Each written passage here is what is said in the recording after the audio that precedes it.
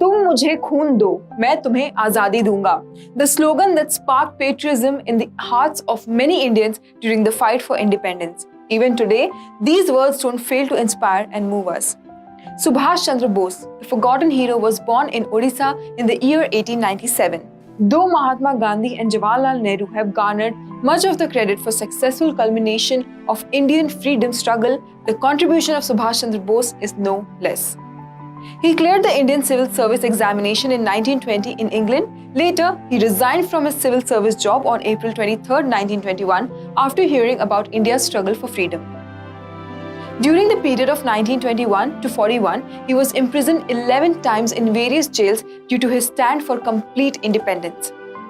He became Congress president in 1938 and 39, but was expelled from Congress leadership position in 1939 following differences with Mohandas Karamchand Gandhi and the Congress High Command after Subhash Chandra Bose openly attacked the Congress foreign and internal policies. He was held under house arrest by the British because of how he had been opposing their rule.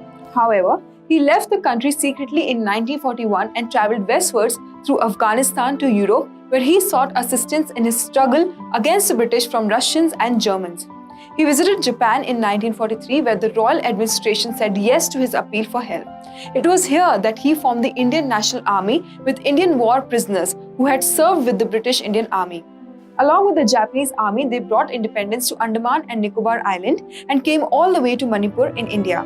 At a time when the British were bleeding the country dry with help from certain insiders, it was his series of radio broadcasts from Berlin that at least attempted to keep the spirits of the country up.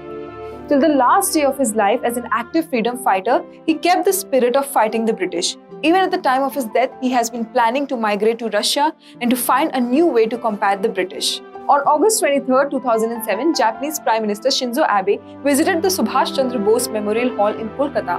Abe said to Bose's family that the Japanese were deeply moved by Bose's strong will to have led the Indian independence movement from the British rule. Subhash Chandra Bose believed that the Bhagavad Gita was a great source of inspiration for him. Swami Vivekananda's teachings on universal brotherhood, his nationalist thoughts, and his emphasis on social service and reform have instilled a vision in him.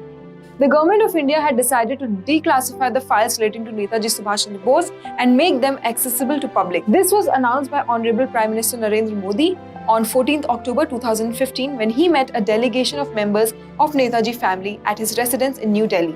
The first lot of 33 files which were declassified were handed over by the Prime Minister's Office to National Archives of India on 4th December 2015. The government also named 3 islands of the Andaman and Nicobar archipelago as Netaji, Swaraj and Shahid Dweep.